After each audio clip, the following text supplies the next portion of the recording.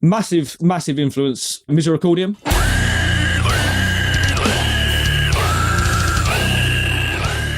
That first EP, that is how I shaped my pigsqueals. I could do in-house, I could do ex-house, but the Misericordium in how he slowly rumble, that I was absolutely obsessed. And them tracks they're so different.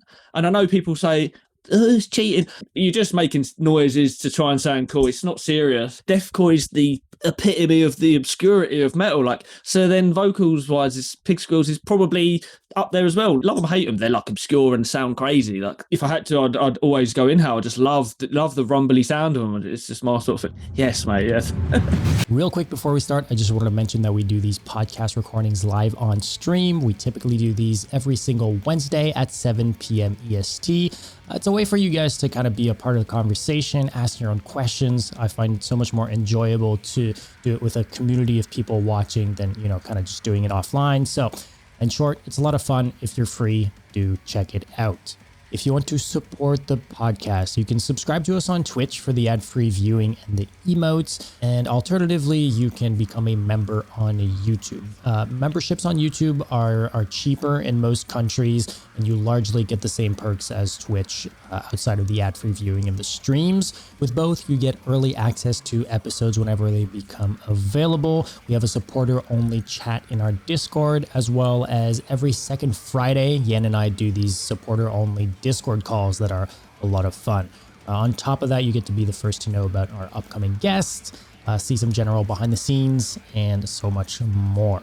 That being said, simply joining our Discord is by far the best way to show your support. It's free. We've got a thriving community of people that just want to talk about deathcore and metalcore, channels for guitarists, vocalists, gaming, the usual. It's a great time. That's where I'm at 24/7, if I'm being honest. So yeah, come hang out. Links to everything I just mentioned in the description of wherever you are watching or listening. And with that, enjoy this episode.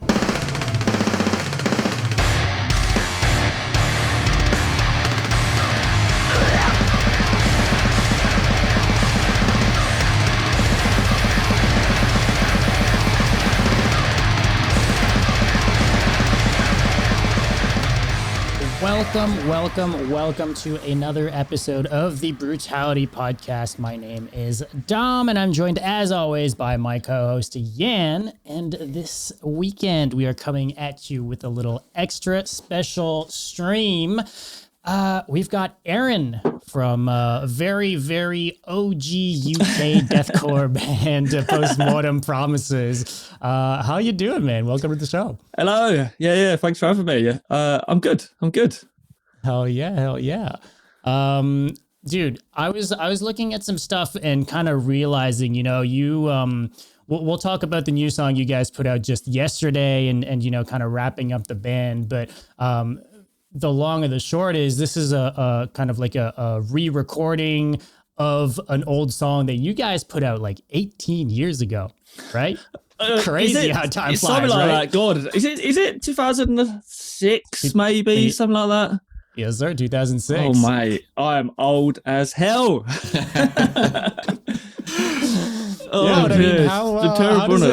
How does it feel for you guys? Like, I guess putting out this final song, and we can talk about the breakup of the band and stuff. But how's the song?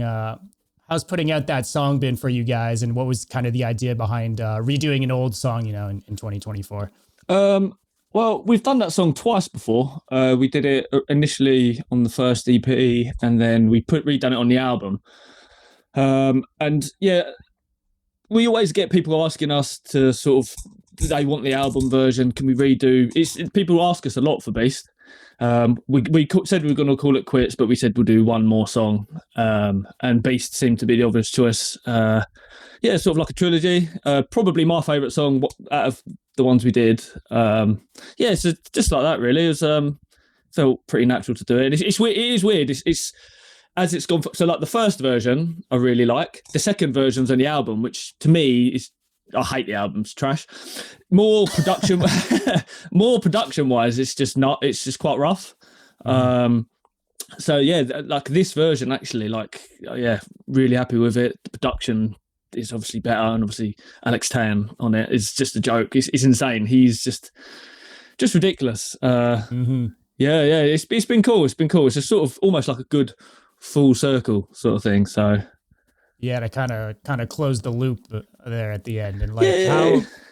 how was it? How was it working with Alex? I know, he's been pretty forward about, really rocking with you guys, and how you guys influenced kind of like him and his stuff, with his bands over the years and stuff. And for him, it was like a special thing to hop on a track, right? Like how's that all been for you guys and for you personally? It's fucking insane, man. Like, so Black Tongue are one of the best to ever do it, I think, in my opinion. When I was initially starting to speak to him, I was thinking, he's not going to give a fuck.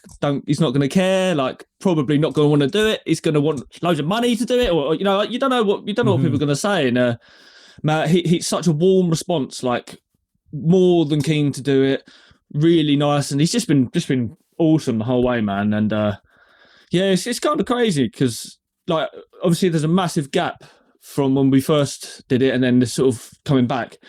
Seeing like Black Tongue, one of the bands I listen to, and they like think they blew up massive, and like it's just crazy that some of these bands, that like same one with the Angel Maker and stuff like that. When you talk to these people, it's like I wouldn't even have a fathom that they'd know who I was or even knew the band, because in my head we're like a blip in time, and it's like so far removed from it at that point. Yeah, right? Like it's such a, for you, it's like it's been 10 years, like people forget type thing. Yeah, and I think that just shows how old I am, because these people were kids. They were really young when we first were going, and they're sort of getting into the music, and then comes like full circle later on. They're like adults, and they're like, yeah, when I was a kid, I'm like, fucking hell, I'm proper old, mate.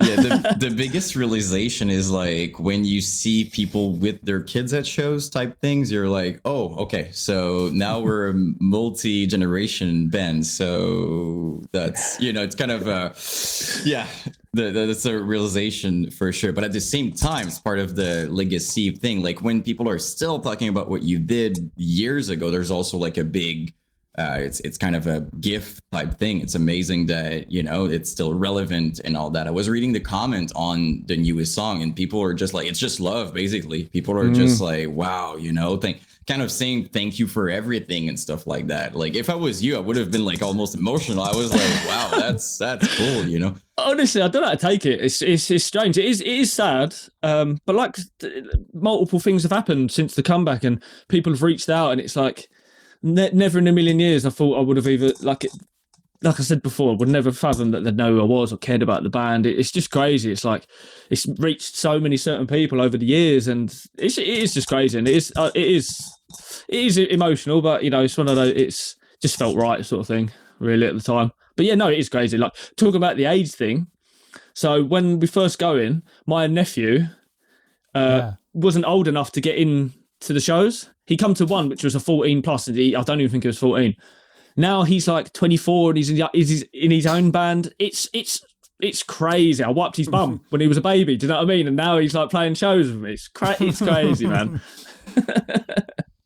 Yeah. Shout out to the nephew. Yeah, shout out nephew Ethan. Yeah. Since we're talking about like all of that, like, do you? I know it's going to be difficult to answer, but like, if you had to pick like your favorite out of everything, like your favorite show, maybe like that you remember. I know it's going to be a tough one, but I'd be curious because you've been around, like you played with so many amazing bands and stuff. Like you were right in the, in the prime, I would say. So I'd be curious to know which one, when you think about it, oh, that show was so freaking sick. Yeah, it's hard. The reason it's hard, is because I've not got the greatest memory, and it's such a long time ago. So they all sort of merge into one. Okay. So we, I guess anytime we played with Despised Icon, and they're like my favourite metal band of all time. So anytime we played with them was just, yeah, boy. Yes, mate. People have been pointing out the little inspiration in your logo type thing as well, right? All day long. I've got no shame in it. Like, we were obsessed with them. Have you listened to Cracking the Spine of the Gallant? Yeah. Like, the opening riff is basically the fucking Despised Icon riff. Like, it was, we would, like, when we were younger, like, our main writer was 16 when we were first going. And we would just go, I'll write a new song. I really like this part of that song. I really like that part of that song. Let's write a version of it. But, like, so you can tell I think it's Sickening and Crack. It's like we were listening to Despised Icon only. But yeah, anyway, back to the point. Anytime we played with Despised Icon was amazing. We played a fest with like Iron Dissonance and the Red Chord annotations and things. Maybe Whole Metal Fest, maybe. That was outrageous. It was, they're the pits back in the day. England's not really like that anymore. Like back in the day, the mosh pits, and this venue was like really, really long and it was absolutely rammed. But you just see, as soon as we started, all the people that weren't pitting went to the walls and the whole thing from front to back, a couple of hundred people just pitting. It was one of the most insane things I've ever seen, man. It's crazy. Yeah, it's cool. And Despised Icon also are known to be like extremely good live too, right? Like giving like sick live performance and stuff like that. And what I love about them, obviously we're both super proud, right? Because we're from Montreal and they're from Montreal. It's kind of our thing that we're super proud. But I also love that they're as humble as you can be. Like you talk to them and they're just like, they don't see themselves as like legends or whatever. They're just like, oh, okay, cool, we're doing music, so they're absolute legends. Yeah, really nice. When we played them, they actually make time to talk to fans and they talk to you and they're just really nice, which is nice. And I guess it's the Canadian thing. People, really nice in Canada. Look, a lot of people put stock into the Canadian thing, but we got shitty people here too. We got egos here too. Make no mistake about it. But some of the bands that come out of there, sorry. No, go for it. Yeah. Oh no, I was just to say some of the bands that come out of like the Canada, Quebec, and Montreal and places like were crazy at the time. Because I think Iron Dissonance were from Quebec, Beneath the Massacre and stuff like that. Yeah. Beneath the Massacre. Oh my god, yeah. All these bands like they're proper like revolutionary. I think like Beneath the Massacre. I've never heard anything like that before. Before that, it was crazy. Because they were early to all those bands. Yeah, exactly. Yeah, especially like Despised. Like they were super early to the deathcore thing. A lot of people kind of consider them one of the first to do it. But I'd be curious in that sense too. Like just influences for you guys maybe outside of Despised, because you guys started late 05, which was still super early for deathcore. Yeah, you listen to that early stuff and it's like it's what the sound of deathcore truly was, I think. Like the style of riffing and the breakdowns and just the overall vibe, the vocals specifically, highs and lows, a lot of stuff that you weren't really seeing in bands yet. So what were your guys' influence? Because I know now it's a bit different. We always talk about like now people in deathcore bands, their influences are other deathcore bands, but for you guys, there weren't really that many deathcore bands. So where did those influences come from for you guys? What other genres maybe or other influences? I'd be curious. Yeah, it's weird because like and obviously I know you said other than Despised Icon, but Despised Icon for me, the reason I liked them and they influenced us because when I think of deathcore and what it started as was death metal and hardcore. Then have death metal, obviously they're a bit grindy, shreddy, but like shreddy death metal riffs and then hardcore bits. You'd have Steve doing the death metal vocals, and then Alex? Alex, yeah. Yeah, Alex doing the hardcore stuff over the two steps. That's what I really, really loved. So when we first went into it, obviously, I think Job for a Cowboy come out a little bit before us, but so they were a big one. But we'd listen to death metal. So it'd be, I love Cattle Decapitation, they grind, Black Dahlia Murder. We'd pick our death metal parts, and then I really like hardcore. So Terror, absolutely love Terror, Hatebreed, Throwdown, bands like that, and we just make concoctions of it, sort of thing. And that's how we started with it. When we first, it was weird. Yeah, when we first started, especially in England, it was like not a thing at all. But we just liked how obscure it was. Like when we first started, before we really released anything, it was more like metalcore, bordering death metal, and we just like quickly progressed in from like more obscure death metal right straight into this new thing called deathcore, and it was just the same Suicide Silence first EP, just that sort of thing was what really like we liked, sort of thing. Now when you think of deathcore, it's its own thing, and it's not really. It's good. It's not really what it was. It's not death metal and hardcore. It's its own thing now.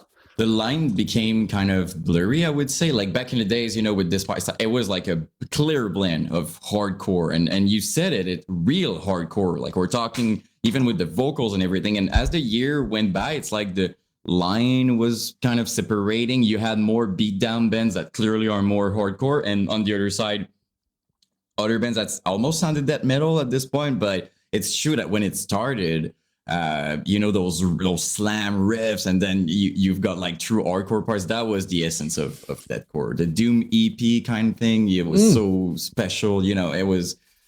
Well, you were in the prime as well.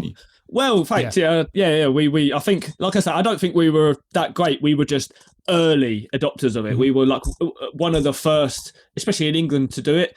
But like with the Carnifex, I think Carnifex, when they come out, they were like the epitome of that sort of side of it. Like you're saying, there's the line began to be sort of blur a bit, and they went on to be like Tremolo Breakdown. A lot of their stuff, Tremolo Breakdown, for the next sort of 5-6 years after that first album, Carnifex, like every band sounded like that. So I think they were a big band to sort of shout out as being sort of influential in that. I think the vocals too, right? Like the highs, that Scott would do, like that sort of like really kind of, I don't know. That's like a sound that really stuck with deathcore for a bit until again, lines are kind of blurred, down the line. Yeah. What kind of other bands were coming out? Because the UK scene did kind of have a deathcore blow up for a minute. Obviously you guys eventually signed to Soar, and that was like for me personally, like the premier label for all things deathcore, early on with that label. So like what were, I know the Argent Dawn and Annotations and stuff like that. Those were like the Argent Dawn. Were those homies of yours? Yeah. I was looking at like top 8 in the MySpace and stuff. And, all day long, mate. All day long. I'd assume, but so Annotations and Autopsy massively. So we played with Steve, the vocalist. He was in a band called These Bloody Hands before, and they were a bit more traditional death metal. And then he started come to a few low stuff gigs, and he did the artwork for the second EP as well. So we were always like pally with him. Yeah, he was awesome, man. They were like. They blew up, and I saw your video, Jan, of them. It was pretty sweet. But yeah, that's all right. No, your stuff's good. They sort of they blew up. They were really, really good to sort of to the scene in the time. Argent Dawn, just Submerged. Do you know what I mean? Even early Architects with the old vocalist. That was a bit mathy. They sort of were in the scene, sort of thing. Yeah, obviously not deathcore, but Your Demise. The thing is, when we first started, like you said, there weren't crazy amount of bands doing it. We played these weird lineups, shows. We played with Your Demise. We played hardcore bands and things like this. It was strange. Like, Did that work for you guys? Did those shows still do good for you guys, or it was just weird because people didn't know what to do with it, type thing? Honestly, it's like the pig school thing. People hated. People hated me. Really? And you loved it. So had a lot of these too, So it's like it's crazy. People. So it would be like a mix. You play like a show one day. Amazing, best turnout. People love it. You turn the next show, it's like everyone wants to beat me up. And we're like a bunch of we're young kids, man. Like no one. It was weird. It was a really weird time, man. Right at the beginning. You've all got the swoopy hair and all that. Oh god, it's all gone now. Let's have long this thing, man. You know what I mean? But you got a beard, though. You got the beard. Yeah, I think I'd look sick if I didn't have a beard. I'd just be Yeah, crazy. That's so good. But I'd love to maybe touch on the pigsqueals for a bit, because I think obviously like we talk about like Annotations of an Autopsy, they were super heavy into the pigsqueals as well. And then you had like a few other deathcore bands that were really like into doing a lot of pigsqueals, but they were still kind of few and far between. And that for sure, even within like, you talk of any kind of fringe, even within deathcore, pigsqueals pretty quickly became like a no-no, or like something that people didn't really enjoy that much, and then especially if you went into like death metal or anything else. So I'd maybe love to talk to you a bit about like you personally and doing pigsqueals, because that's a sound that you kept throughout all of the band's career, even coming back after the break. So what are pigsqueals to you?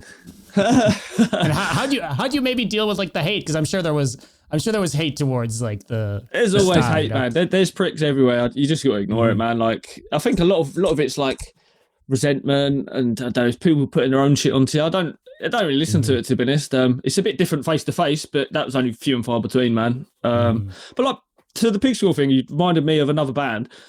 Massive influence, Misericordium. Yes. That first EP. That is how I shaped my Pigsqueals. I could do in-house, I could do X-house, but the Misericordium in-house-y, slowy rumble, that I was absolutely obsessed. And that their stuff, like the first two EPs, sorry, that didn't do it. That is one of the stuff I still listen to now. I'll still put it on, like Hefty Bag Disposal and Come Sucking Whore and things like that. Indigo. Yeah. Them tracks, just they're so different. And I know people say, oh, it's cheating. I think you're making noises. It's all stupid, isn't it? It's all just everyone death metal. You're just making noises to try and sound cool. Because inhales was a whole other thing too to add on to. People would hate on that as much as Pigsqueals and stuff too. It's weird. It's like with the Misericordium, to me, sounded so different, so impactful, and they sounded so cool to me. Like I just loved it. So that's sort of where I got my inspiration for Pigsqueals. And like I do them both, but if I had to, I'd always go in-house. I just love the rumbly sound of them. It's just my sort of thing. Yes, mate. Yes. No, but I'm a big supporter of inhale vocals in general. People know that. Even myself, I love doing inhales and stuff. Like ever since I heard that Waking the Cadaver, I don't know if you like it. It's one of my favorite things ever. And when Dunn told me, dude, I'm doing inhale since forever, I was like, thank God, that's so freaking sick. There's a tone to it, right? Like there's an effect in it that like that is particular that you love or you don't. And I feel like to go back to Pigsqueals, would it be fair to say that it's either you really love it or you hate it? I feel like there is no middle with Pigsqueals. Like I fell in love with it since forever. The first time I heard Pigsqueals, I was like, that's so sick. And I've known people who love deathcore, but they're like, Pigsqueals, it takes me out. Like I can't. So it feels like it was one of those things, like you love it or you absolutely despise it or you hate it. So, it's weird, isn't it? I think it's weird. Like it's such extreme, obscure music. Like deathcore is the epitome of the obscurity of metal. Like so, then vocals wise, Pigsqueals is probably up there as well. Love them, hate them. They're like obscure and sound crazy. Like that's what it's about. I think for trying to sound as mad as you can, sort of thing. Like especially if you can do a lot of range, just fucking make it sound crazy. That's my approach to it. Obviously, it needs to flow, it needs to work, but just make it sound obscure and crazy. Just have fun with it. To people take themselves too seriously, and it's like just chill out a bit. It's fun, isn't it? Yeah, I feel like the Doom EP from Job was a good example of how to properly use Pigsqueals and just like make it sound cool the whole time, like, and it was super good. And I feel like even back then they were also respected by, some people who love death metal. They kind of liked it still because it was well made. But I feel like what happened is Pigsqueals were used a lot, with annotation of Tipsy, and like it kind of inspired so many people that it's one of those things when something becomes the thing, then a lot of people are kind of against it and hating it. Everyone turns into a hipster. Everyone's like, oh, that's cool. I don't like it because it's cool. Exactly. So just get over it. It's mad. It's madness. If you like it, it sounds good. Like I think that's my approach to any music. Regardless of what it is, if I like it, I don't care the stigma around it. Like I just like it. I don't care. Imagine if in every CD booklet you had to have a breakdown of how everything was made and the techniques and how it was recorded. Are people really that anal? Like it's chill, guys. Like you like it or you don't. Like it's crazy. Yeah, it's mad. People take it seriously, man. Like that's the thing. Like we always try and chill out a bit with it. Dude, really, I remember these crazy big, forums and stuff that people were saying like inhales or cheating technically and you're not really doing I was like, what do you mean? Like, who cares? Like, it sounds cool. Yeah. But it takes some skill to do any of it. So like, I guess I don't really get that because like you do it, people do it then. Like if it's that easy, do it. But they don't. Yeah.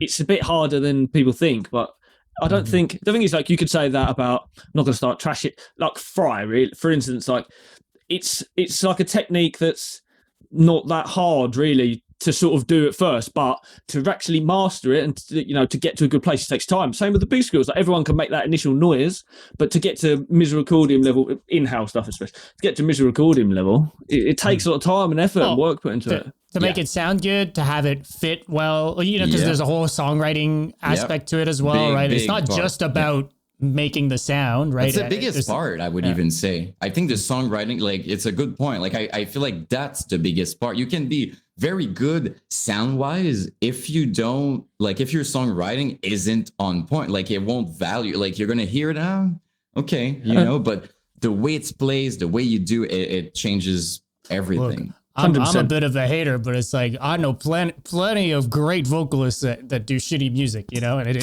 is what it is. It's another kind of skill completely, right? It's like one thing to make sounds, it's another one to write a song, and then you have those people, which I don't understand, who just do everything super well. Like they play drum, they're amazing. They do vocals, they're amazing. They write things, and you're just like, okay, I suck. That's good. Yeah. Oh, mate, I know him as well.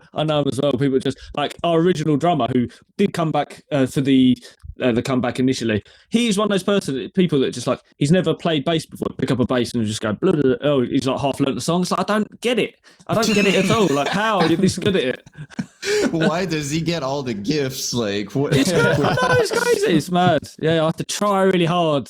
I don't try that hard, but I was looking through some bio stuff, and something that kind of came up a lot was the 30 Days of Night records. You guys being on there early on, and the thing that's always tagged on to that is the same original label as Bring Me the Horizon. It seems to be mentioned in every bio. It's like a thing.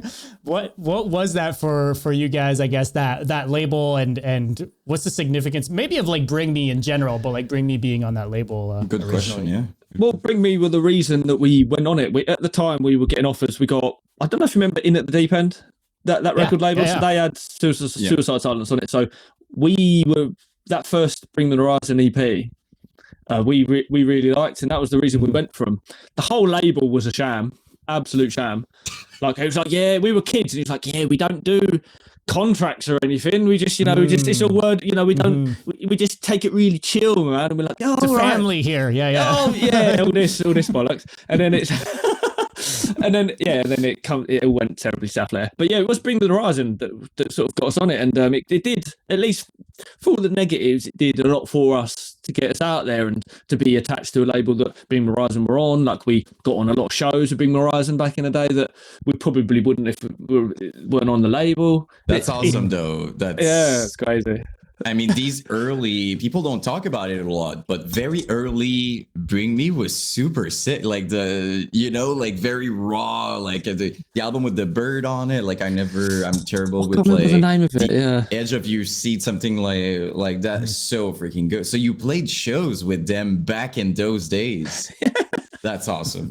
Yeah, it's crazy. We play like the bands we've played with, like because of like so early on, like some of the bands we played with now are like the biggest that going, but like back then it's like it's mad. Like when we played with Architects all the time, it's like seeing that playing with them and their old original vocalists to see where they are now. It's it's bonkers. It's bonkers. So the glow up is real. Yeah, it's crazy. I mean, fair play to them. They've smashed it. Like Bring Horizon been constantly going. They were around before we started, and they've just not stopped. Like it's they're crazy band. They're always reinventing themselves too. We talk about that a lot, but it's very impressive. Like they're just like, oh, we're gonna do that kind of album. Works. It blows out like super big. Oh, we're gonna. What do you think about that?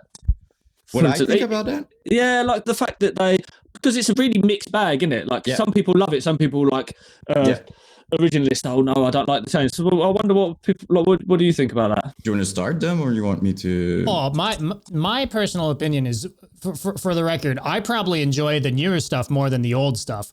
I'm not super. It's ironic because we do a fucking podcast all about MySpace deathcore and shit, but I'm not super nostalgic. Like I don't have much like sentimental value to these things. So I listen to the older Bring Me stuff, and I'm like, like in 2024, and I'm like, I kind of rather listen to the newer stuff. I think in terms of like just reinventing themselves, they're kind of like in a unique position because I don't think most bands are able to pull that sort of thing off and have their fan base transfer over as well, you know, and actually keep growing and keep following. On one sense, you could say it's kind of a disrespect to their older fans to completely change styles. But for me, it's always kind of been like, especially now, their albums in general are just so all over the place. Like it's not even like a particular style per album thing. It's all the songs are completely different.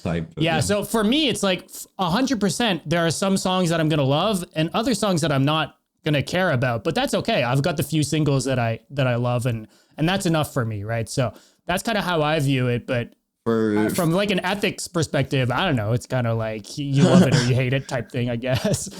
Yeah, for me, it's on the emotional side. I'm the opposite of him, though. Crazy emotional person, very emotional person. I have like a PS1 in my place. Like I'm very nostalgic as a person, dude. Like extreme nostalgia, like a Game Boy. Like I'm very nostalgic.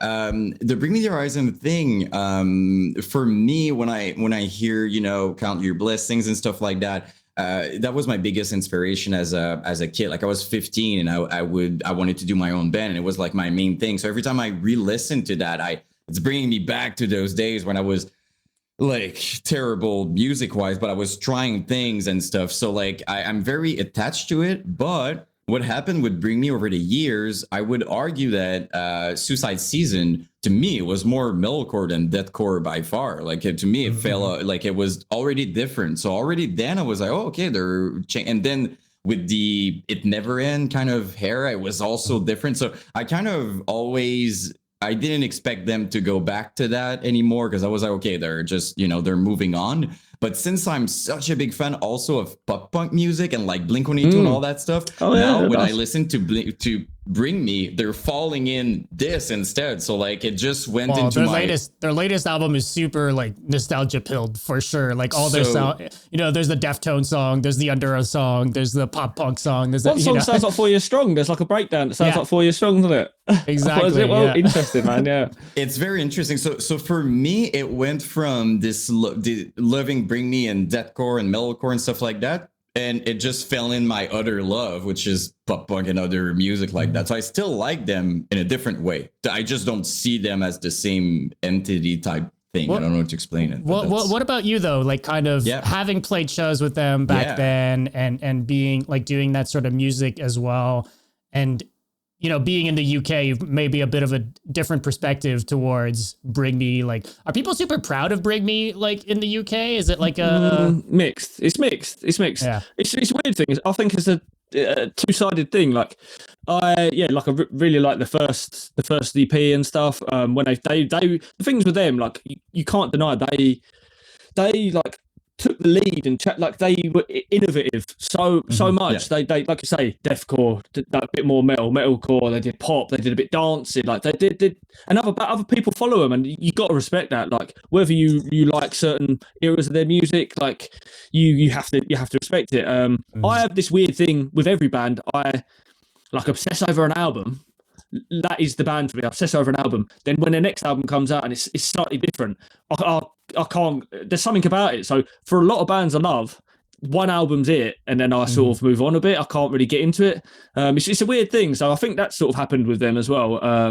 But yeah, you got to respect it. And like I say, like the new stuff, I love pop punk as well. So there's a bit where it's sort of a breakdown, and you got this sort of electronic melody, and it's you know, I really liked it. I thought it was cool. So yeah. I don't know. It's a double-edged sword, but respect them. They're smashing it. You were doing the pig squeals and wearing 4 Years Strong and the Wonder Years shirts. Yeah, man. That's amazing. Yeah. I love the Wonder Years. I love the Wonder Years. Yeah, I love pop punk. Like I listen to so much music. I've got to be honest. Like when I left PMP, I was a bit burnt out by metal. I didn't listen to metal for years. Like I love UK hip hop. Pop punk stuff like that. I sort of didn't listen to metal, and then it was sort of one of the reasons coming back to it is started to listen to metal again. So yeah, it's funny, isn't it? I don't care about trying to look cool. Like when we've done music videos, everyone's like, yeah, let's wear the same stuff. Like, just not for me, man. Let's just chill. Like it's just be natural, isn't it? That's who I'm. Like if I want to wear a pop punk or a hip hop t-shirt live, that's fine, man. It's so funny also how much people care about these things. You know what I mean? Like I did like a video just like that. I was talking about deathcore or something, but I had like a Blink-182 hoodie and so many people just pointing out like, aren't you about deathcore? Like, what? I'm like, you can love more than one thing. It's fine. I also listen to like country and other kind of music. Like, I still love deathcore, you know. But I feel like back during those days, maybe because we're all younger, it was worse. Like, you would, you know, like they would talk about it. Oh my God, he's wearing a pop punk shirt. Like, what the hell? Like, who cares about that, dude? Like, yeah, it's mad. know? People petty. It's just mad. Like, if I had to just listen to one type of music, I'd go crazy. I'd go fucking insane. bonkers. Yeah, for sure. Yeah, Right there with you. exactly. Yeah. No, it crazy, goes with man. the vibe, right? Like, depending on your mood, what you feel like, and whatever. Like, it's cool that we have different, you know, like you can spend a week almost listening to, you're in a vibe, you listen to that. Next week, complete opposite for no reason. It's cool. I love exactly, man. I'm exactly the same. It's like whatever mood I'm in or what I'm going through in life, certain things benefit. Like, but if I'm like going through something and I'm a little depressed at portions of my life, like I'm not listening to death metal. I'm listening to sort of the emo stuff, the pop punk stuff, just because there is that whole thing of you can relate to it. I'm the opposite. For me, it like triggers me more. You get angry. You know, if I'm sad and then listening to emo music, I'm like, nah, I can't. This is too much. Really? Yeah, no, fair play. Yeah, I don't know why it works for me. There's been times in my life where it's like I listen to a bit of Dashboard. You know what I mean? I know that's sort of you can't say that, but a bit of Dashboard. Oh, dude, we were both like emo kids. Like, you were no judgment here. I would even argue I'm still kind of like, honestly, I still listen to all that shit. Yeah, dude, I still listen to all these things. Like, dude, I was listening to Ocean Avenue. Drop Dead Gorgeous is making a comeback right now, and I am here for it, dude. All these bands are doing like 20-year anniversary. I saw Under Oath recently. I saw Finch. Funeral for a Friend, the Dashboard played with Finch. It's crazy. I'm loving it, mate. I'm here for it. We saw Thrice recently. It's fucking, I love it. I'm loving this 20-year comeback, man. It's so good. Yeah, they're 20 all years, dude. now. That fucking hurts. That's crazy. It's crazy. Yeah, I commend these people though, because you look at certain bands like, you know, Newfound Glory and stuff like that. Like, they're not 18 anymore, and they're going back like, let's tour, let's bring it back. Like, I'm like, wow, that's super and they're killing it too. That's the part that I'm like, what the hell? Like, I'm generalizing, but like from what I've seen, they seem to, you know, they're doing well. Some have aged better than others for sure, but you know, that's kind of just a part of it. But you know, these bands, it's funny because all these bands are kind of, you know, they become legacy bands at this point, right? It's like weird for us to think of it this way because like we lived through them just being relevant and being like current. But yeah, these bands are just kind of like all these older, you know, you look at like classic rock. A lot of these bands aren't doing music still today, but they'll still tour, they'll still play the hits, they'll still do their things, right? And we're like at a point now where like the music we were listening to in our teens are kind of, that's where they're at now, right? So it's kind of a really reality check for some of us, I guess. Oh yeah, time just flies. What kills me is when you see an album that you really love, for example, that is now like more than 20 years old, you're like, oh mate, I know. Like, because our brain, it feels like our memory, like, we're aware sometimes that we're older, but in some other times, for me, I'm going to talk for me, I kind of don't think about that. And then I'm like, 2009 in my mind is not too far off. And then I'm like, oh no. I know. It's crazy. It's not tangible. It's just a weird thing in your head. And I'm the same, man. My memory's terrible. It all sort of merges into one. I think of something, I remember doing that. That was only a couple of years ago, 10 years ago. My memory's shot to bits. So it is crazy. And I'm exactly the same, man. Like I think one of the albums I've been listening to again recently, You Come Before You, The Poison the World. That's one of my favourite albums of all time, and I think that's got to be 20 years, isn't it? Something like that. It's fucking bonkers, man. Love it, but time just flies, man. Time just crazy, man. Like, I don't know about you, people in your life go, like things happen. It's like there's no real concept, there's no grip of time. You're just sort of riding it out, and it's mad to look back and think that was that long ago, man. That's crazy. Yeah, and a lot of people are sorry, Dan, but like a lot of people are also saying like, oh, we took it for granted and stuff like that. Like, my opinion on that though is it was special, kind of. It was a cool thing that we didn't really know it would become a cult thing. Like, that's the beauty of it. We're just being ourselves and doing it. If we would have known that it's like super special, it would have been different probably. You know what I mean? And some people would have been there for different reasons. I feel like what makes it so awesome is that we all felt like we were extremely unique and different, but we were like part of a much bigger thing that we all realize now, right? We almost have all the same life at this point, but that's what makes it so beautiful. Back then, I really felt like just a freaking weird outsider who's part of something, and we're like 1,000 people worldwide. And today I'm like, oh no, oh dude, you were part of a big thing. So that's the beauty of it to me. Like we didn't know, and it was special because of that, I feel like. Yeah, you appreciate things in hindsight, don't you? When you're in the moment, like there's, when certain family members aren't in your life anymore, you think back to times that you really enjoyed it, like had really special moments. But you in the moment, that was just another day. It's the same with music. Like in the scene, the day we were just playing gigs, going to gigs, whatever. It didn't mean anything. But hindsight, it adds value, doesn't it? And exactly the same, man. It's a strange thing, isn't it, at time? And this sort of resurgence of the MySpace deathcore is definitely brought that forward. Looking back to times I thought not much of, and actually now looking back at it, they're special moments and stuff. It's great times, crazy thing, man. Yeah, and seeing it not being controversial is even crazier. Like back then, it was so controversial. You would say, "Oh, I'm doing deathcore." Oh my god, like people were, but now it's like it's cool, right? To do deathcore, almost it's very special to see. Yeah, we get a do-over with more people accepting deathcore for what it is. Well, I think it's like the lead in metal now, isn't it? Like death metal was back in the day, but like out of every sort of metal now, I think deathcore. I don't know if that's just because that's how I'm in it. I don't know if that's. No, I think it's fair. I mean, it's as big as it's ever been. There's at least that, right? So it's pretty crazy. Who would have thought? That was not on my bingo card for sure. Yeah. No, it's madness, isn't it? Madness. Let's kind of talk, like, speaking of maybe stuff that maybe it was you didn't know you were in the moment type thing. The self-titled EP. I would love to talk about this, because I think I personally discovered you guys through that EP. For me, like Coco Massacre was like, there was like something weird about the song name, and it's just like one of those things. Like you guys were like fairly popular on MySpace, and that was like the sort of songs on that EP, like Yeah Man, but Self-Righteous too. Like you guys for like a 5-song EP, like you guys I think had a lot of standout like breakout songs, I would say, within the deathcore scene. So how was that? How was the release of that EP for you guys, and like how much did that EP do for you guys? Because I know like even today, so much longer down the line, Yeah Man is still a thing, right? So how was it back in the day for you guys, like putting that EP out, like maybe the reception, like how were the shows around it? Because I know like obviously the Yeah Man was like a very like, I don't know if this was intentional, but it was a very show forward type of thing, right? Like the kind of chant, and yeah.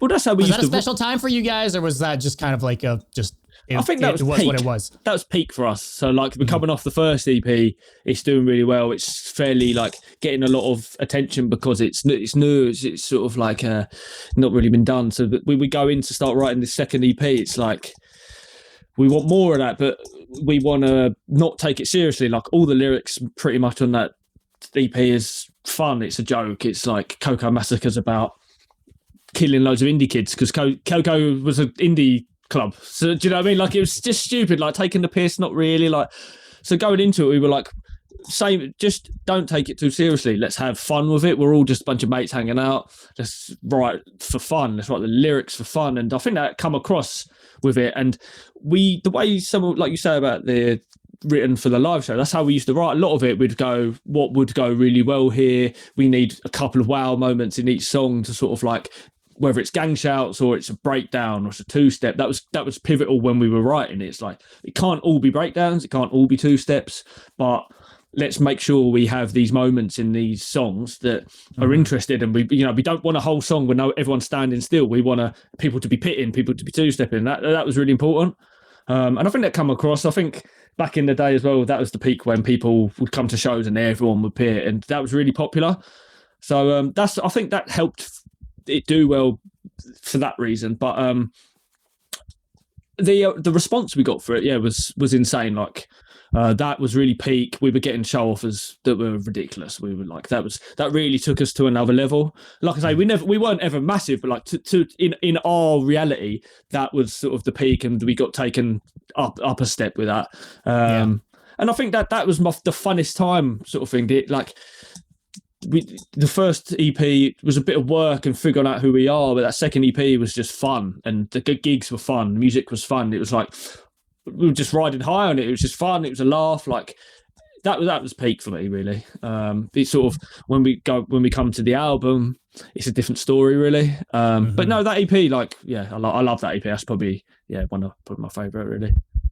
Well, let's talk about the album afterwards then, because you've alluded to it a few times. I'd be curious personally. Like you seem to have sort of negative thoughts towards it. It's not on Spotify. I figured it was, I figured it was a label thing, but maybe now I'm discovering that maybe there's more to it than just that. So what was it for you guys? You guys obviously you guys signed to Soar at that point. Was it more of a serious environment because now there was maybe a more serious label involved, or the studio environment? Like what was it for you guys that maybe made it? You said the production you didn't enjoy as much, but those were all kind of choices ultimately, I assume, right? What was kind of going on at that time? It's a weird one. So the label was nothing but great. Like that's Jamie from Unique Leader. So the same thing up there. Saul was peak, now Unique Leader's peak. Like Jamie is awesome. He gave us freedom, just do what you want.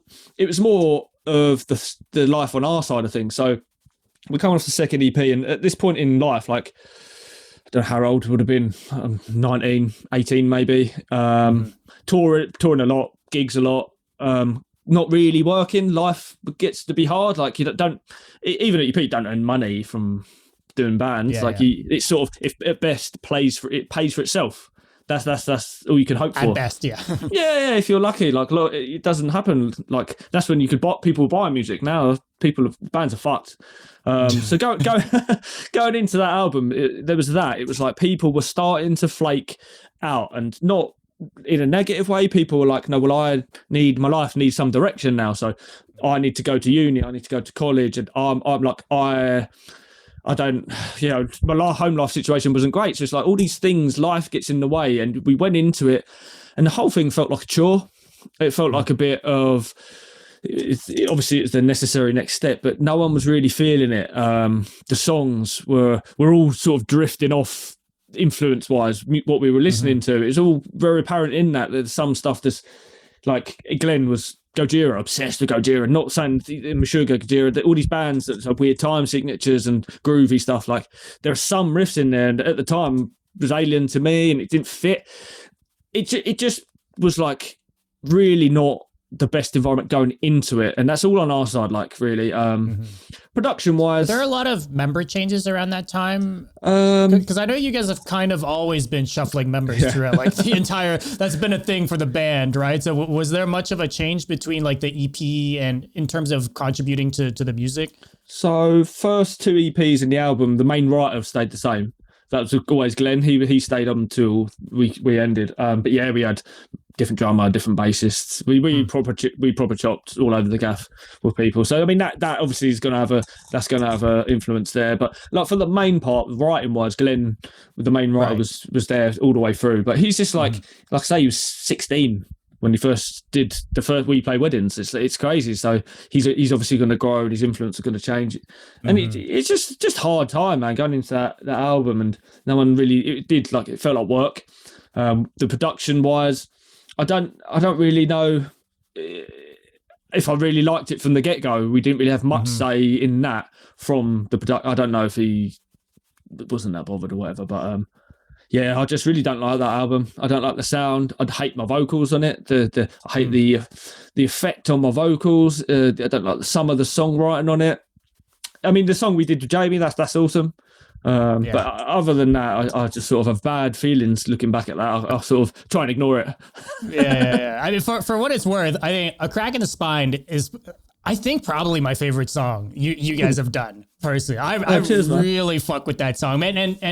And to your point, like it was a bit, even that song is it's super deathcore, but it was pretty different from the EP before it, right? Like there was to your point a very Despised Icon kind of like vibe to it. Yeah. But I loved it because I also loved that kind of music, right? So it wasn't like, for me, not necessarily weird, but I could see it from being in the band being like, oh, you know, we have this style going on, and now it's kind of shifting and kind of maybe a little bit more all over the place. And I'm not sure if I'm comfortable with this type of thing. Yeah, right? it was definitely that. Like things, so Cracking the Spine, the Gallant, and the Sickening, that we released them before the album was 2 singles, and then we redid it, and then Beast was back on there.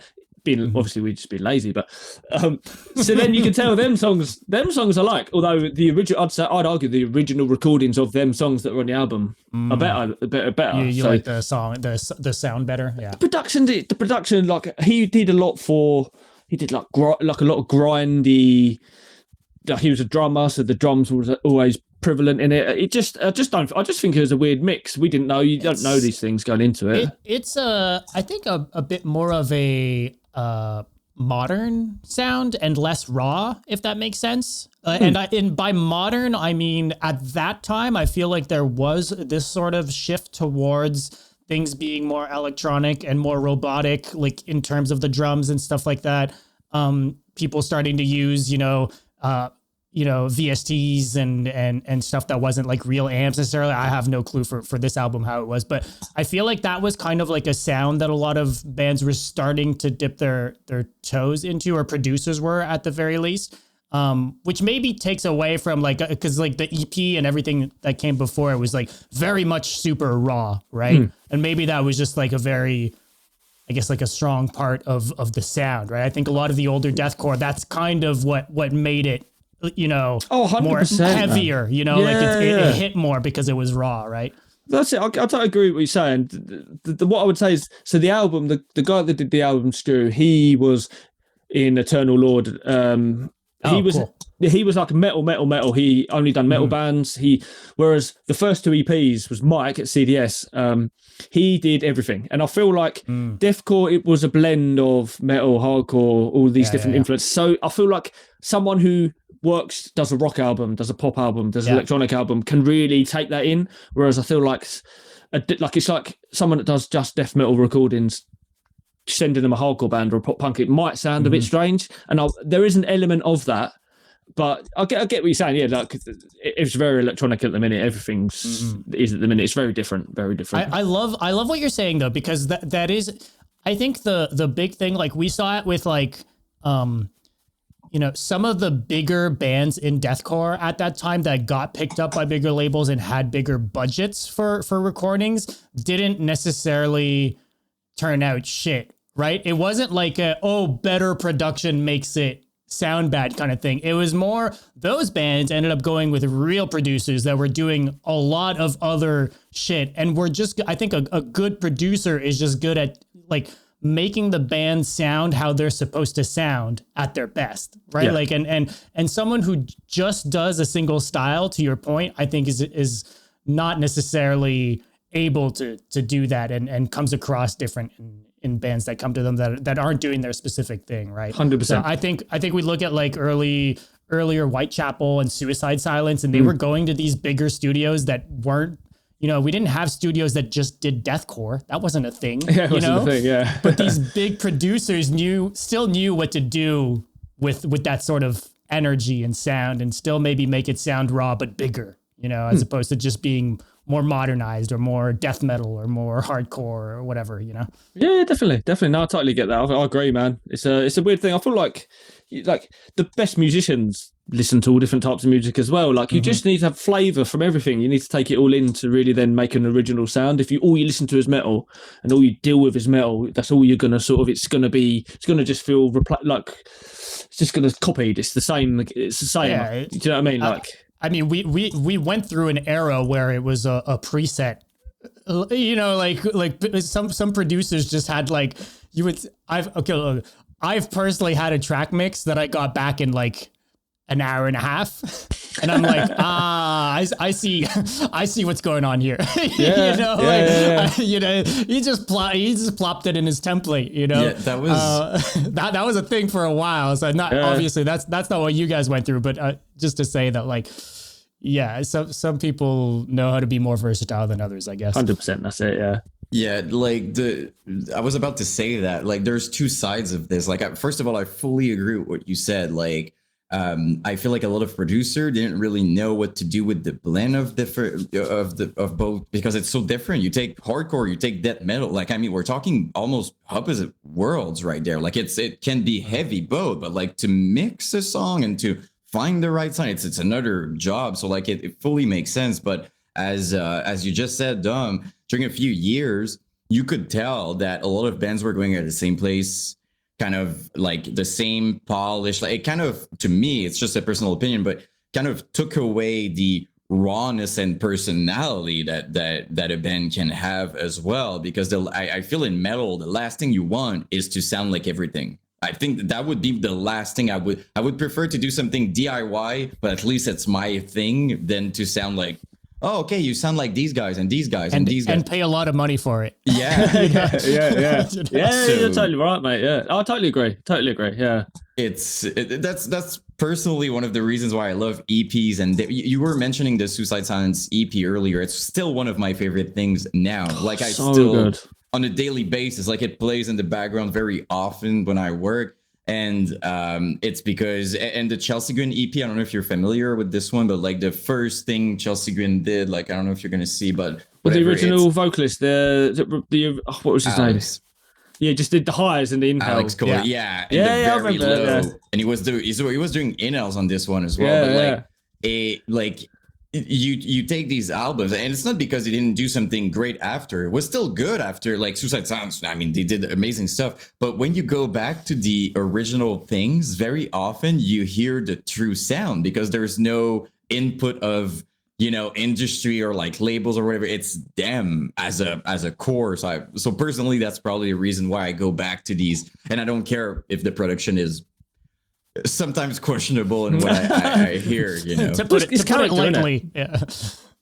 So, and I feel like a lot of people are like I'm seeing the comments and stuff, and I'm sure it happens a lot with you guys as well, right? Like the very early materials, and people are like, that's still my favorite thing. You know what I mean? So like it's part of it, I think. Oh, 100%. Yeah, I think, like, I totally agree.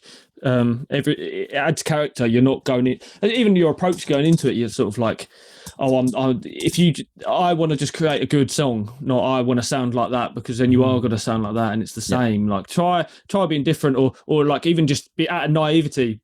When you first start, you don't know, so you're just going to do something that you do think is normal, is natural, and it adds character. And same with the production, sort of going into that. Let's just make a good song, or rather than let me put it into this prefix sort of template, all your stuff, and it's going to come out the other end of it, shit it out, and it sounds the same sort of thing. I think that's sort of can be a negative. I think for a lot of years the more modern deathcore all sounded very similar, and it was really good, and it was obviously a lot better, higher quality than it used to be. But it's just like the same thing. I get a bit tired of the same thing all the time. Yeah, exactly. Like, there's one band that's gonna do it the best. Why would I listen to the other ones? Right? There's always there's just kind of. I feel like it applies to so many things in general. Like, if you start a business, for example, like, why would you repeat the business plan of someone already in place with the same kind of thing? Like, you need to create your own thing. But I feel like a lot of people wants to be safe in that regard, because if you sound like, I don't know, like Whitechapel, technically, if you achieve to sound like them, you're gonna be technically good. But we've got Whitechapel. But if you take if you take risk and you do, I don't know, like pigsqueals, like weird things or whatever, like it's always, I feel like it's taking risks can be a big rewards, but it can also not work. And I feel like a lot of people are just like, like kind of the rules of metal, which to me makes no sense. But like some people, oh no, don't do this. Sometimes these weird parts, you were talking about that earlier, funny things that you did just like that. Sometimes that's what works, and you could never guess that in a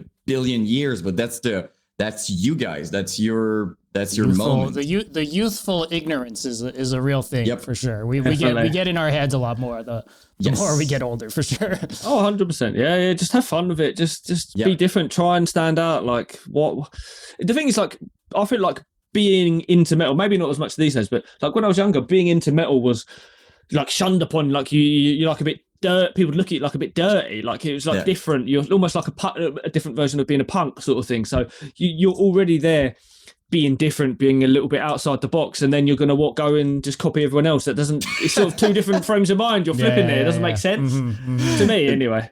No, it doesn't. And also, what's the worst thing's going to happen?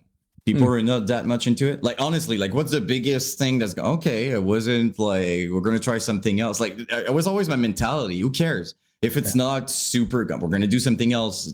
It's not like you have to stop if you miss. Oh, okay, we're gone, you know? So it's but a lot of people have the this next thing needs to be our break type mentality. Right? Yes. There's like ego attached to that as well. Like I get it. Like I fully understand. I just we've seen it time and time again how like the bands that do break out usually are offering something different than what's already been been done, right? Definitely makes That's sense. kind of like a provable thing at this point, even in metal. We like to think, us metalheads like to think that the rules are different here, but it's more of the same, man.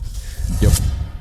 Just a quick break to mention the Thrill of the Hunt Tour 2024, presented by yours truly, Brutality Podcast. Super excited to be sponsoring this tour and to be helping out with some of the promo. Peacemaker, Victim Blamed, and Reverent are the three bands that are going out on tour together. All three of these are doing a MySpace-inspired deathcore sound and doing it in a really, really cool way. I've been seeing a lot of the local support bands for a lot of these cities being other bands in the genre, these newer bands that are popping up that are doing it in a cool way as well. So it's running from July 12th to the 27th. It's hitting Florida, Louisiana, Texas, Arkansas, Tennessee, Georgia. So if you guys are in any of those states, I would urge you guys to check out the dates to see if one of the cities is near you, if any of these shows are coming close to where you live. Go out to the shows. I will leave a link in the description for more information, and I've got some music on there from every single one of the bands. So urge you guys to check that out. These shows are going to be a good ass time. And that's kind of it. Back to the show. Let's talk a little bit about the initial breakup before getting into getting the band back together. So what was, from what I understand, there's just, people were moving on with, people were going to uni and stuff like that. Was there also some, maybe an impact from doing the album and not really feeling it? Was that maybe a part of it as well? Or was it just really some members moving on, not wanting to hash out new members once again? Or I think all of the above, really. I feel like it's never one thing. It was that everyone's sort of growing up. Everyone needs to start getting on with life. You've sort of been in a band, especially like, I can't imagine these bands to just tour constantly. Like you just put your life on hold a bit. And that you've got to have a stable foundation for it to be all right. You've got to, for that to work. Yeah, you've got to be in a very lucky position, and some people aren't. And life changes and things happen. So that was a big thing. Like people, like I say, just not to repeat what you'd said, but like people go to uni. I needed to work. People weren't into it anymore. It just didn't seem like the natural way. And after the album and we got it back and we started touring it, it's just like playing gigs. It's just like it felt like work. And if it feels like work, what's the point? It's meant to be fun. Like no one gets into this. Just we didn't. They don't get into this scene to try and be famous because it doesn't happen. It's not a thing. So like you do it for fun. It's obscure. You like the music. That's it. And it just sort of we sort of called it sort of thing. We were so young when we started. You just grow up, didn't you? You just sort of like how many people were you best friends with when you were 18? You just don't speak to anymore. It's that time thing just happens. It just sort of felt like the right thing to do, really. Right. Yeah. And then I guess in like that kind of fast forwards to like COVID, right? Like that's kind of when I guess you like what was the initial trigger for you guys? Like I'm assuming people were sending you guys messages and stuff, but then you know who's going to be in the band? Like, even if we do want to do this again, like what was that initially like to get the band started back up again? It was weird because over the years, thousands messages, like insane. Like every now and again I'd check and it'd just be like, even just referencing things, or people do a video like, we haven't said a word on social media in 4 years, and people are doing stuff. I don't get it. It just seems to sort of always be like a reoccurring thing. Come back, do another song, and we sort of like flirted with it at different times. Like for the most part, I was not interested at all. Other members would go through times of being into it, and then a couple of years later it would come up again. It's like nah. So we never sort of fit at the right time to sort of want to come back. And then I guess, like COVID was a thing. The scene as well, like started blowing up again. I started actually getting back. Like I say, I didn't listen to metal for years. Like I starting to listen to it again and getting back into it. And all the messages from people saying, come back. And then it was the member thing, which was a hard thing. So we had, when we first come back again, like everyone was like, not interested at all. Don't want to come. Randy, the first drummer, was like, I really want to do it. I wasn't too sure. Right, like who are you contacting at that point? The last known members, the original it's members. Weird one, isn't it? What was it? Hey, well, like probably the original guys. There was a group message set with all of us in it, most of us in it. Okay. So you put it in there, and people would be like, nah. I'm not fair enough. I get it. God, we're in our 30s. Like, I get it. But and then. So trying to figure that out was a head fuck. Before that actually made the decision to do, and I did a couple of other projects. So then from that other projects, I met new guitarists, and that's how we sort of come about. I thought, fuck it, I'm just going to give it a go. Let's just try it. But no, I might be a bit disappointed with myself in the grand scheme if I didn't just give it another go. People, there seems to be like these fan base out there that like us. So. Let's just give it a go. Let's do a song. And then, the love we got from even just mentioning the comeback, like Mike and Jamaica was just like, yes, into it. Like it just sort of, it seemed like a good time to sort of do it. I'm glad we did it when we did. It just felt right to come back at that sort of time, and it sort of went down all right, I think. Different. Did you guys... go for it. No, I'm rambling. I don't know what I'm saying. It's all right. Well, you guys initially announced a show, right? That was kind of like the first thing you guys did coming back, right? Yeah, Donfest. Yeah, and then how was stepping back on stage after so long, or even maybe practicing with the guys, or like how was that for you? Like, I know you said you had a few projects here and there between the two, but it's not like you were doing music full time, right? And this was like a festival, probably a bigger crowd too, and stuff like that. Yeah, so how was that for a show? How was the comeback? Weird, very weird.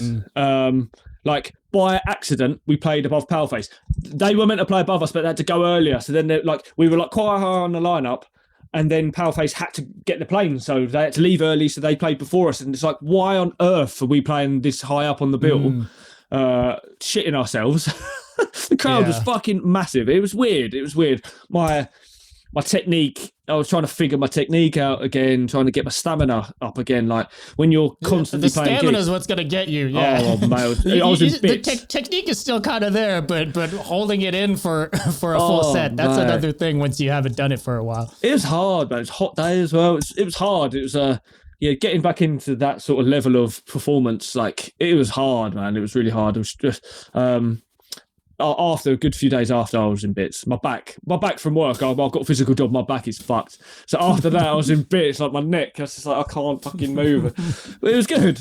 But it was hard work. But like enjoyable. Like what a first show comeback. It was insane. Such a good show. That's cool. And then so then you did the single with Mike. How'd that come about? I saw some like messages on Facebook, like under a post, like, "Hey, Mike sent you a message," type thing, and exactly that. So I think I started. I think I started posting in. Like the MySpace deathcore, all the pages on Facebook and Instagram and stuff.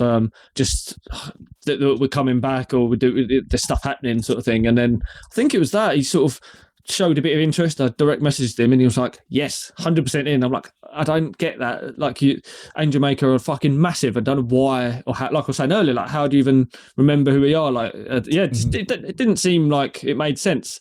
Starstruck, like, they're fucking so good and big. And then you're sort of interested. You know, Mike's like a big like MySpace deathcore nerd, right? Yeah, and Kyle like as well. Like both of them. into all that stuff. Yeah, yeah, it's awesome. It's fucking great. They do a lot. I think they've done a lot for the scene, man. Like, you've got to appreciate them massively. They've been nothing but good to everyone. Like, really kind. When I spoke to both of them, they're so kind. Just really good, man. They sort of deserve a lot of respect in this scene. For sure. And then how was writing the music, I guess, different from writing the music? You know, it had been over 10 years at that point, right? Different world.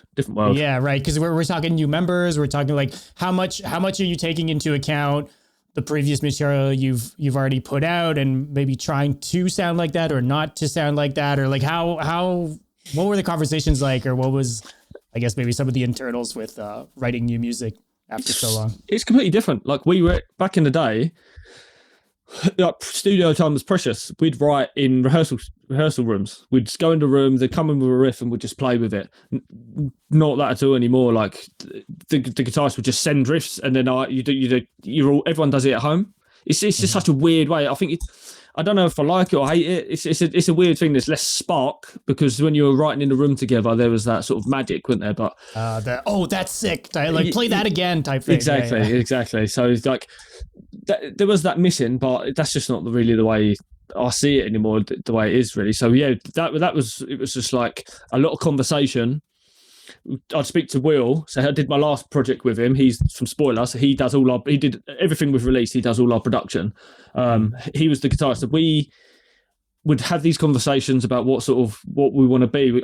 We wanted to keep the original sound enough, but I don't just want to do the same thing exactly. Like, God, we've done it. We've been there. It's been so long. Like, let's just try and do something fresh. Let's make a mix of it. That was our thoughts going into it. The first song was maybe a bit more, I don't know, hardcore-y maybe, but he as well. He wasn't really into he's not a deathcore guy. He's more of he come from like a traditional metal. Was more into gent. So then he is more of a different approach. And it does.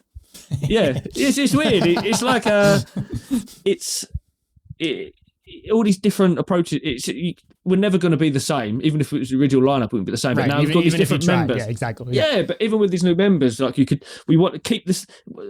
How do you do it? Keep the same flair as a band you weren't in before, and then write original. It's a hard briefing. It's a hard thing to try and tell someone to do. Everyone's done their best with it, and it's disingenuous too, right? Like, it's not authentic, right? If you're just trying to emulate something that's not really you, you know. Oh, 100%. I think people feel that, you know. It comes across in the music. Maybe because it was a mixed reception. We get like, oh, this is amazing, really love it, great, glad you're back. I'm not talking about y'all's music. I'm just saying when people do that, just to be clear. Yeah. Sorry, yeah, no, fair enough. Yeah.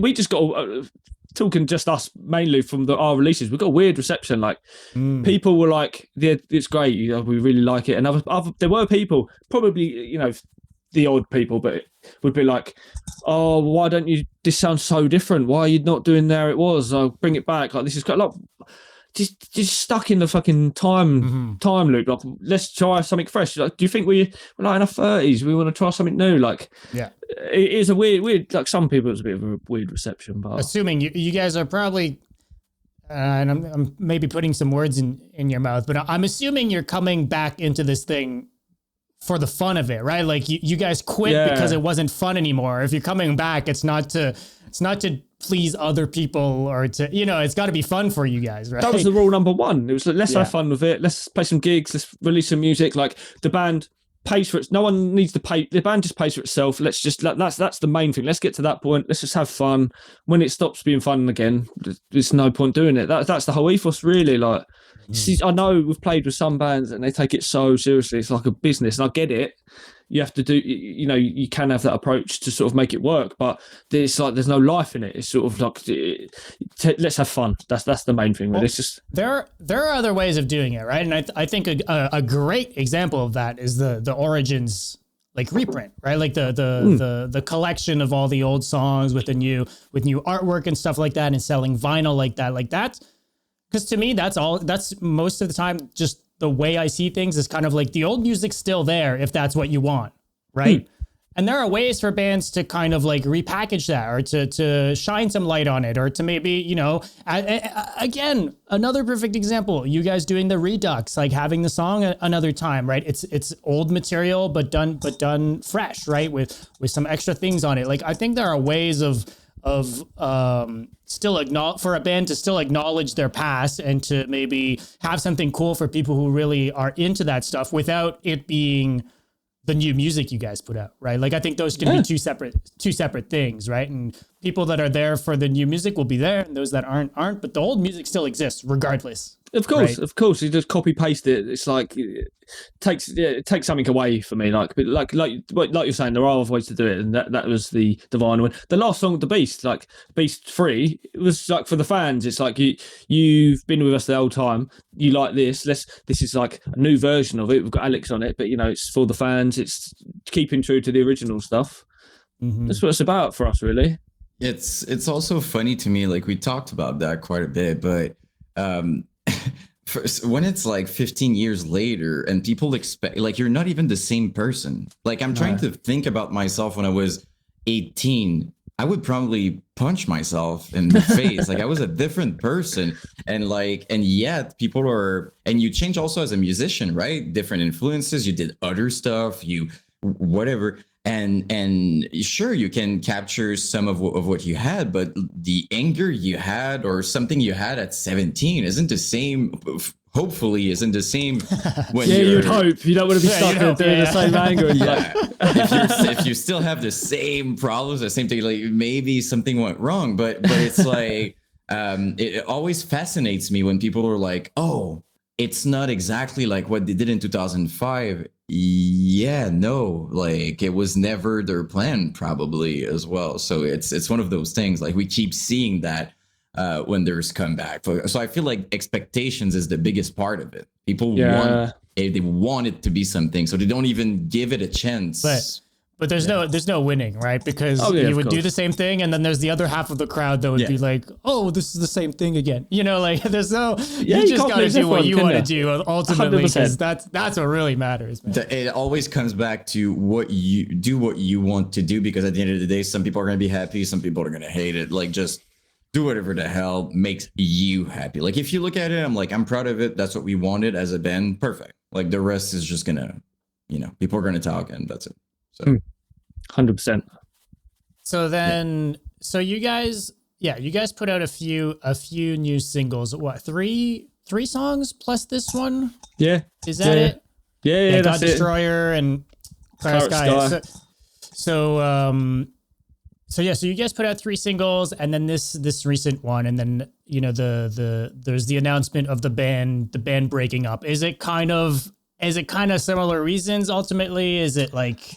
Do you know what? I feel like I do feel bad. That's mainly a lot of it was me this time. I did get the sort of there's a bit of weight on me with this, like expectations of how things were before, and like I wouldn't like the weight on it. I'd feel like there was a little bit of pressure. It sort of started very quickly again to sort of take away the fun. It's like if I'm putting stuff out there that I try, and everyone's expecting a certain thing, and it is just what I want to do. It should be 100% agree with what you said before. It should just be what you want to do and have fun with it.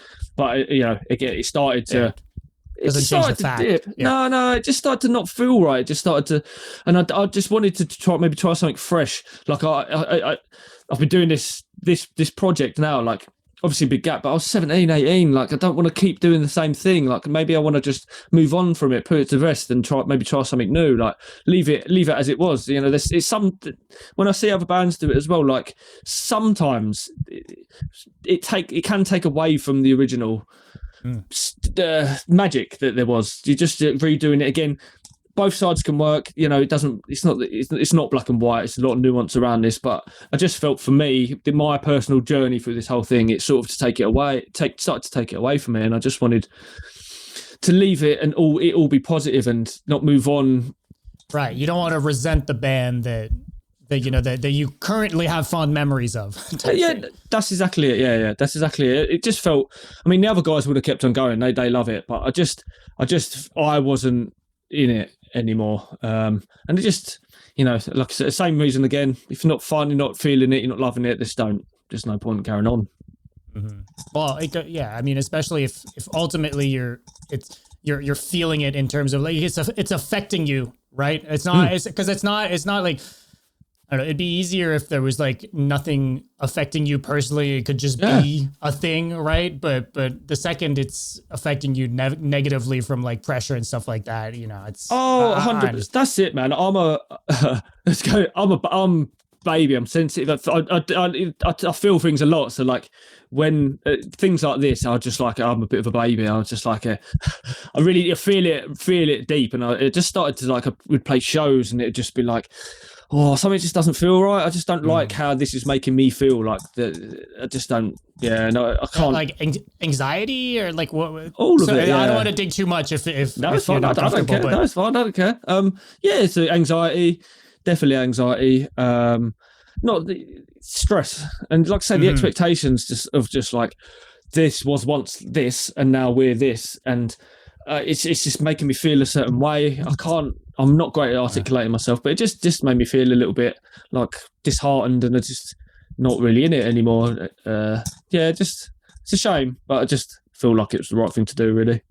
I mean, you say it's a shame, but it is what it is, ultimately. And again, I'll say it again. Like the music's still there, exactly. It doesn't erase anything. It's not like, maybe some people would have liked to see more music out of you guys and stuff like that. But then again, like, you gotta choose what you really want ultimately. Like as a fan, like I would rather hear a new project from you that you're fully in it than something you're not, right? Like nobody's winning at that point. Exactly. It becomes work, and you start to hear it in the music. Like I just want to start fresh. Like, and I love what I've done and what we've achieved. Like, although, like I say, we were never massive, but what I've achieved and been places and done stuff that a lot of people don't get to do. And I'm really quite thankful for that. And, these diehard fans who have been, I remember some of them from back in the day. It's like 10, 15 years later, like, what are you doing still listening to us? Like, I don't get it.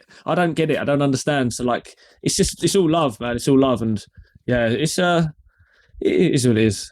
Go back to just basically listen to you cannot go wrong by listening to your guts. Like if it feels a certain way, you gotta go with it. I feel like you cannot regret listening to yourself, but you can fully regret listening to people instead of yourself. So 100%, yeah. Gotta feel right. Yeah, no, exactly. Like it's more about me, because I think if I did listen to other people, we would probably just carry on going. Like the love we've got, God, even like it would make sense, right? It would make sense. Technically speaking, on paper it makes sense, but no, it's not about everyone else. Really, it's about how I feel, about how it works. The feeling behind it, and it just feels like that's sort of time to end it, and yeah. So what? I know. You're working on some other stuff, right? I know we won't just specifically talk about it, but for those that are interested in following along, like you're not done with music. This isn't you retiring from music. So no. So I've got a project. Yeah, it's not been announced yet. So they're already a band, but I can't say too much. But music video and music, I'm still going to be in music. Whether or not I do how long I do music for, like I can't imagine doing it. For me personally, doing it in my 40s.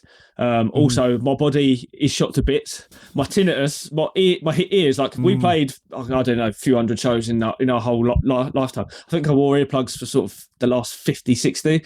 My tinnitus is real bad, so I don't really want to I don't want to be deaf and really struggle with my old age. So I think I don't want to pass 40. I'm sort of done. So I think this next thing may be my last, but I'm excited about it. It's it's awesome. Like the guys are awesome, and so if people are interested, just I'll probably post on the P&P page. Just keep an eye out. Sort of hope people like it, and I'm excited.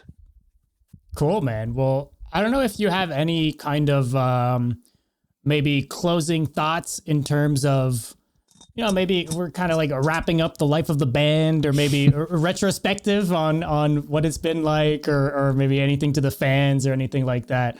I don't know if you've got anything you'd want to share or talk about. I hate you all. No, no, it's all love, man. Like it's always the fans. Like, again, I want to reiterate, I don't like maybe appearing. I think we were bigger than we were. Like we had our place and we weren't massive, but like the things we were able to achieve, the places we were able to go around Europe and like the world, parts of the world with my upbringing, I wouldn't have seen without this band sort of thing. So like the love is real, and thanks to the fans, thanks to everyone who's ever come to see us. Like the love we get, everyone's bought merch, people's bought the vinyls. Like just love to everyone, man. I think be positive. Like we're talking about the scene, there's a lot of hate and a lot of negative. There's no room for it in any scene, man. Let's just everyone be all about the love, all about the music, and I love everyone. Thanks for everything. Hell yeah. Well, I mean, for what it's worth, we're in a similar place, right? Like it's all about the love. It's all about sharing the music, sharing these types of conversations with people who are here for it, and so we really do appreciate you coming on and kind of digging into the past of the band, and I can't wait to see what's next in store for you, man. Oh, thanks for having me. You guys are awesome, man. You're smashing it. I love the podcast, love the YouTube. Like, it's sick, man. So just keep it going. Just put things like this, things like you, important to the scene. So keep up the good work. Yeah, thank you so much. Means a lot, man. Thank you. For real. Hell yeah. Well, we will keep in touch. All right, my man. And we'll enjoy the rest of your night, man. Thank you, guys. See you later. All right. Peace out. Man.